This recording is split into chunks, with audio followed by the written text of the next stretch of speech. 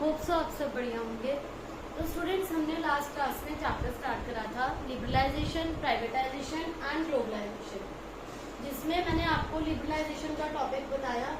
Liberalisation क्या है कि हमने इंडस्ट्रियल सेक्टर रिफॉर्म्स करे, पॉलिसी में जो भी ट्रेड रिफॉर्म्स आए, फाइनेंस रिफॉर्म्स आए, कि इनिशियली जो रिस्ट्रिक्शंस थी उन्हें ख़त्म कर दिया गया। पहले सब कुछ गवर्नमेंट के अंडर में था, जिसे कि अब प्राइवेटाइज करने का सोचा गया। गवर्नमेंट ने सोचा कि गवर्नमेंट के पास इतने फंड्स नहीं है, इकोनॉमी की ग्रोथ नहीं हो पा रही, तो माइट भी कि अगर हम प्राइवेट सेक्टर को हैंड ओवर कर दें तो ग्रोथ पॉसिबल हो सकती है। इसीलिए गवर्नमेंट ने क्या सोचा कि ये सब हम प्राइवेट सेक्टर को हैंड ओवर कर दें। कुछ लिमिटेड इंडस्ट्रीज ऐसी रखी गई जो गवर्नमेंट के पास ही रहेंगी, लाइक आर्म्स, एम्यूनिशंस, रेलवेज। बाकी सब सोचा गया कि वो प्राइवेट सेक्टर को दे दें। जो भी ट्रेड पॉलिसी थी, इंपोर्ट एक्सपोर्ट ड्यूटीज पे करते थे हम, वो सब अब खत्म कर दी। फाइनेंस रिफॉर्म्स करें, ट्रेड रिफॉर्म्स करें, इंडस्ट्रियल सेक्टर के रिफॉर्म्स करें। उसके बाद नेक्स्ट आता है हमारा प्राइवेटाइजेशन। ये सोचा गया लिबरलाइजेशन के बाद जो नेक्स्ट न्यू इकोनॉमिक पॉलिसी का चेंज था, दैट इज प्राइवेटाइजेशन। कि प्राइवेट सेक्टर के पास जब इंडस्ट्रीज आएंगी, वहां पर उनका मोटिव इकोनॉमी का वेलफेयर नहीं होगा, उनका मोटिव होगा प्रॉफिट अर्न करना। तो प्राइवेट सेक्टर जो के पास एक मोटिवेशन है कि प्राइवेट सेक्टर प्रॉफिट अर्निंग के लिए काम करेगा। तो प्राइवेटाइजेशन का मीनिंग क्या हुआ? गवर्नमेंट ने सब कुछ किसको दे दिया? प्राइवेट सेक्टर को। प्राइवेटाइजेशन मीन्स ओनरशिप ट्रांसफर कर दी, कंट्रोल दिया, मैनेजमेंट, सब कुछ प्राइवेट सेक्टर को हैंड ओवर कर दिया। Transfer of control, ownership and management to private sector, so that हमारी इकोनॉमी की ग्रोथ हो सके। To entrepreneurs of private sector, the decision was taken by government so that economy की growth possible हो सके। तो 1991 की जो न्यू इकोनॉमिक पॉलिसी थी, जिसमें लिबरलाइजेशन किया गया, देन प्राइवेटाइजेशन सोचा गया। It can be done in two ways. एक तो गवर्नमेंट ने क्या करा, ओनरशिप ट्रांसफर कर दी। Second is disinvestment. जहां पर भी गवर्नमेंट की इन्वेस्टमेंट थी, जिन एरियाज में, जिन फील्ड्स में, उसको सेल कर दिया। वो वहां पर डिसइन्वेस्टमेंट, अपना शेयर जो है वो सेल ऑफ कर दिया। किसको कर दिया? पब्लिक सेक्टर से कहाँ चला गया? वो प्राइवेट सेक्टर के पास। Sale of share to private sector. ठीक है, तो पर्पस क्या था इसका? Mainly to improve financially discipline and facilitate modernisation, कि हमारी इकोनॉमी क्या हो? मॉडर्नाइज हो, फाइनेंशियली स्ट्रांग हो। पब्लिक सेक्टर में गवर्नमेंट के पास इतने फंड्स नहीं थे कि वो सभी एरियाज में इन्वेस्टमेंट कर सके और इकोनॉमी की ग्रोथ कर सके। मॉडर्नाइज भी हो, फाइनेंशियली स्ट्रांग भी हो हमारी economy. That's why government has taken the decision कि ये जो शेयर है हम सेल करके प्राइवेट सेक्टर को दे दें, ओनरशिप प्राइवेट सेक्टर के पास चली जाए। ये भी देखा गया कि अगर ऐसा सब करते हैं तो गवर्नमेंट का जो बर्डन है वो कम हो जाता है। गवर्नमेंट का focus railways, defence, arms, ammunition, energy, वो सेक्टर गवर्नमेंट के पास रहेंगे। गवर्नमेंट उनमें फंड्स अच्छे से इन्वेस्टमेंट करेगा और उन पर फोकस करेगा। ये तो हुआ बच्चों प्राइवेटाइजेशन। प्राइवेटाइजेशन के बाद जो नेक्स्ट सेक्टर गवर्नमेंट ने जो सोचा कि जहाँ पर इम्प्रूवमेंट हो सकती है, जिसे इम्प्रूव करने की जरूरत है, that is globalisation of economy. Economy के ग्लोबलाइज होने की नीड है। ग्लोबलाइजेशन क्या है? जब इंडिया की इकोनॉमी दूसरी कंट्री की इकोनॉमी के साथ मिलकर काम कर रही है, that is known as globalisation. मतलब इंडिया की इकोनॉमी वर्ल्ड इकोनॉमी के साथ मिलकर काम कर रही है, कोई ट्रेड रिस्ट्रिक्शंस नहीं है, कोई बैरियर्स नहीं है। उससे क्या होगा? इकोनॉमी की ग्रोथ होगी, हमारी जो अंडर डेवलप्ड इकोनॉमी थी वो डेवलप्ड होगी।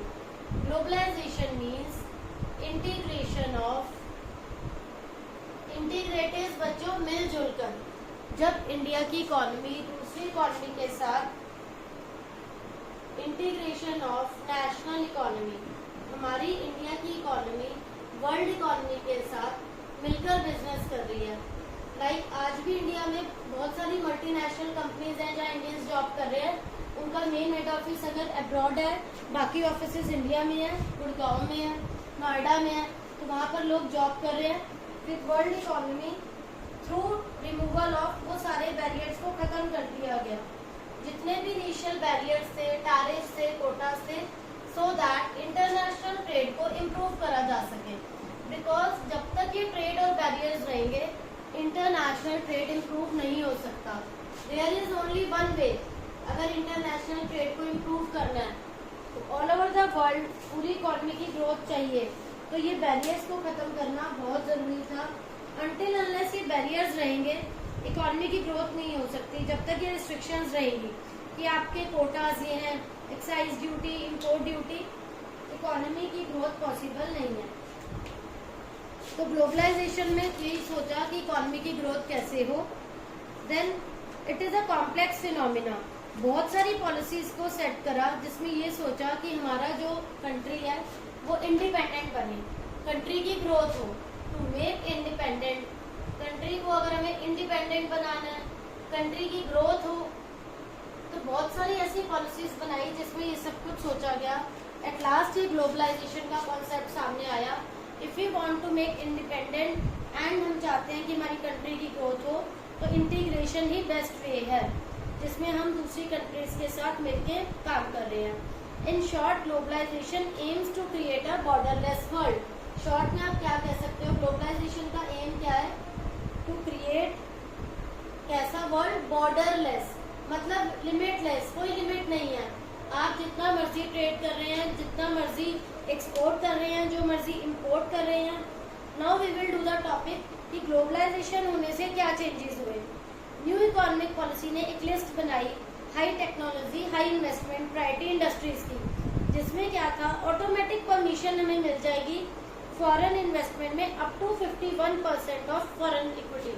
इनिशियली वो लिमिट थी 49% कि अगर हम इससे ज्यादा उनको अलाउ करेंगे तो वो हमें टेक ओवर कर सकते हैं। अब न्यू इकोनॉमिक पॉलिसी में first point is, new economic policy में वो जो लिमिट थी, it gets increase to 51% of foreign equity. वो ये लिमिट इंक्रीज कर दी कि फॉरेन इन्वेस्टमेंट ज्यादा हो सकती है हाई टेक्नोलॉजी इंडस्ट्री में। हाई इन्वेस्टमेंट जो भी फॉरेन में हाई टेक्नोलॉजी इंडस्ट्री है उसमें हमारी लिमिट इंक्रीज कर दी। नेक्स्ट पॉइंट था, अब हमें कोई परमिशन लेने की जरूरत नहीं है। जो भी फॉरेन टेक्नोलॉजी एग्रीमेंट्स होंगे, फॉरेन कंट्री में टेक्नोलॉजी के लिए जो भी एग्रीमेंट होंगे, automatic permission is granted till 1 crore. 1 crore तक आपको ऑटोमेटिक परमिशन ग्रांटेड है। आप कोई भी foreign technology, foreign technicians hire करने के लिए कोई भी स्पेशल परमिशन नहीं लेंगे।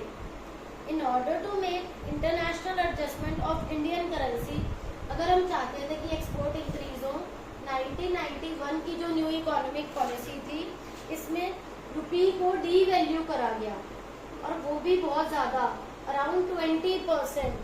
सो दैट ऐसा क्यों करा गया? इतना ज्यादा इंडियन करेंसी को डाउन करने से इंडिया के एक्सपोर्ट्स क्या हो गए? इंक्रीज हो गए, और इंपोर्ट्स क्या हो गए? कम हो गए। फाइन। फिर to integrate Indian economy with world, union budget 92 में, जो यूनियन बजट था 92-93 में पार्शियली कन्वर्टिबल था, जिसको हमने 93-94 में फुली कन्वर्टिबल बनाया। पहले it was partially convertible, union budget में आया था 92-93 में ही वो पार्शियल था, 93-94 में उसे फुली कन्वर्टिबल करा। फिर एक new 5 year EXIM policy, export import policy announce करी गवर्नमेंट ने, जिसमें उन्होंने फॉरेन ट्रेड का पूरा फ्रेमवर्क दिया। उसमें सभी रिस्ट्रिक्शंस को खत्म कर दिया गया कि कोई भी रिस्ट्रिक्शंस अब नहीं रहेंगी एक्सटर्नल ट्रेड पर। देन इंडियन इकोनॉमी को ग्लोबलाइज करने के लिए, ग्लोबल कंपटीशन बीट करने के लिए कस्टम ड्यूटी को भी मॉडिफाई करा, एंड इसमें ग्रेड जो चेंज आया 250% से 10%, 250% से 10% ले आए कस्टम ड्यूटी को, सो दैट इंडिया की इकोनॉमी की ग्रोथ हो सके।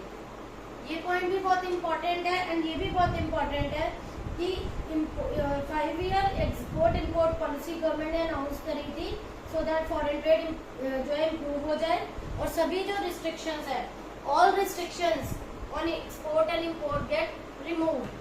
सारी रिस्ट्रिक्शंस एक्सपोर्ट इंपोर्ट से खत्म कर दी गई। अगेन आई एम रिपीटिंग, ये बहुत इंपॉर्टेंट क्वेश्चन है। चेंजेस मेड, ग्लोबलाइजेशन होने से क्या क्या चेंजेस हुए बच्चों? First of all new economic policy में जो लिमिट थी फॉरेन इक्विटी की उसको इंक्रीज करा। पहले 49% थी, 51% करा। फॉरेन जो एग्रीमेंट था टेक्नोलॉजी का 1 करोड़ तक लिमिट कर दी। 91 में रुपी की डिवैल्यूएशन करी around 20% so that exports increase हो सके। देन 250% से 10% ले आए कस्टम ड्यूटी को। देन रिस्ट्रिक्शन सारी एक्सपोर्ट्स इंपोर्ट की खत्म कर दी गई। तो ये तो हुए बच्चों चेंजेस। क्या करें अब ग्लोबलाइजेशन होने से अच्छा क्या हुआ, इंपोर्ट्स एक्सपोर्ट जो ये करा हमने इंक्रीज करे तो इनका पॉजिटिव इम्पैक्ट क्या आया और नेगेटिव इम्पैक्ट। हर कोई भी बच्चों कोई भी आप चेंज लाते हो वो अच्छा भी होता है एंड वो उसमें कुछ बुरा भी होता है। तो ग्लोबलाइज होने से वैसे तो हमारी इंडिया इकोनॉमी की वर्ल्ड इकोनॉमी के साथ मिलकर काम कर रही है, बहुत अच्छा कर रही है, बट स्टिल हर कॉन्सेप्ट के कुछ पॉजिटिव पॉइंट्स भी होते हैं एंड कुछ नेगेटिव। तो पॉजिटिव क्या था इसमें, इजिली एक्सेस टेक्नोलॉजी, इंडिया को अब अच्छी टेक्नोलॉजी मिल गई। यहाँ से लोग जो है अर्निंग अच्छी करने के लिए अब अब्रॉड जा रहे हैं, अर्निंग्स इंक्रीज हो रही है।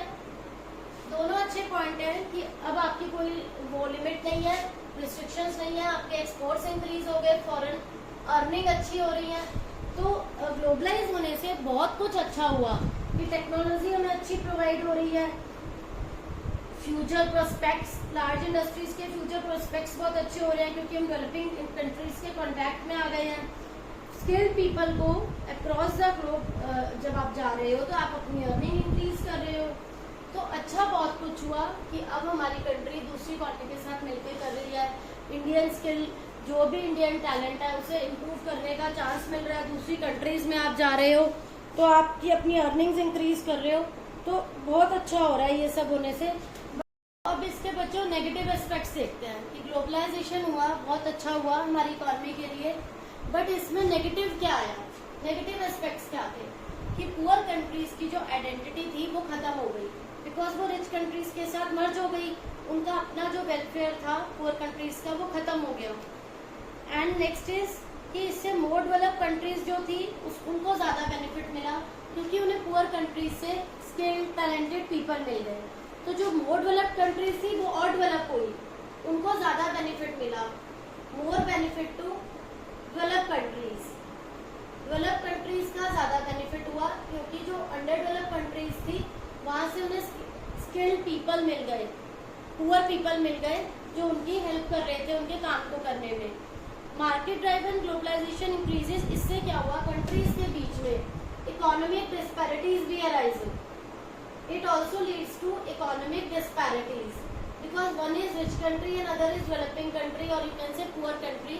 तो जब poor country rich country के साथ मर्ज होकर काम कर रही है उससे उनके अंदर ये फीलिंग रहेगी कि we are low than them। तो ये जो इकोनॉमिक डिस्पैरिटी वाली फीलिंग है ग्लोबलाइजेशन की वजह से ये अराइज हुई। As a result of globalization, MNCs have gained strong position in the developing country। इसकी वजह से क्या हुआ, बहुत सारी मल्टीनेशनल कंपनीज खुल गई और जो मल्टीनेशनल कंपनीज ओपन हुई उनकी स्ट्रांग पोजीशन हुई डेवलपिंग कंट्रीज में, जिससे कि डोमेस्टिक कंपनीज जो है उन्हें बहुत हार्ड कंपटीशन फेस करना पड़ा। क्योंकि मल्टीनेशनल कंपनीज क्या होती हैं, जो बहुत सारी मल्टीनेशनल कंपनीज का मतलब जो बहुत सारी कंट्रीज में है जिनका काम सभी कंट्रीज से हो रहा है, तो उनका जो मेन ऑफिस है, मेन हेड है, वो जो डोमेस्टिक कंपनीज जो है उनको कम्पीट कर रही हैं क्योंकि डेवलपिंग कंट्रीज जो है वो इतनी स्ट्रांग नहीं है। तो एमएनसीज की खुद की पोजीशन बहुत स्ट्रांग हुई डेवलपिंग कंट्रीज में, जिसकी वजह से जो डोमेस्टिक कंपटीशन था, डोमेस्टिक कंपनीज थी उन्हें बहुत हार्ड कंपटीशन फेस करना पड़ा बिकॉज डोमेस्टिक कंपनीज के पास इतना स्ट्रांग बेस नहीं था। दूसरी कंट्रीज जो डेवलप है वो बहुत स्ट्रांग है अपने आप में, उन्हें वो सब नहीं फेस करना पड़ा जो डेवलपिंग कंट्रीज को फेस करना पड़ रहा था। तो ये बच्चों हमने करे हैं ग्लोबलाइजेशन के पॉजिटिव एंड नेगेटिव एस्पेक्ट्स। तो ये बहुत इंपॉर्टेंट टॉपिक है बच्चों, एग्जाम में आपका लिबरलाइजेशन पे भी आ सकता है क्वेश्चन, प्राइवेटाइजेशन पे भी और ग्लोबलाइजेशन पे भी। तो आपको इंडिविजुअली इन तीनों टॉपिक्स को अच्छे से प्रिपेयर करना है सो दैट आपके इसमें कहीं पे भी मार्क्स डिडक्ट ना हो सके। इंडिविजुअली आपको सबके पॉजिटिव नेगेटिव एस्पेक्ट्स पता होने चाहिए कि लिबरलाइजेशन से क्या अच्छा हुआ या प्राइवेटाइजेशन से क्या अच्छा हुआ या ग्लोबलाइजेशन ने क्या बेटर करा। तो इसके बाद मैं आपको नेक्स्ट क्लास में करवाऊंगी आउटसोर्सिंग क्या है और डीमोनेटाइजेशन क्या है, जो हमारी इकोनॉमी के दो इम्पोर्टेंट कॉन्सेप्ट्स हैं। तो यहाँ तक हमारा ये टॉपिक टॉपिक एलपीजी का बच्चों खत्म होता है। आपको ये अच्छे से लर्न करना है, समझना है। अगर आपको कोई भी डाउट है आप कमेंट सेक्शन में पूछ सकते हैं।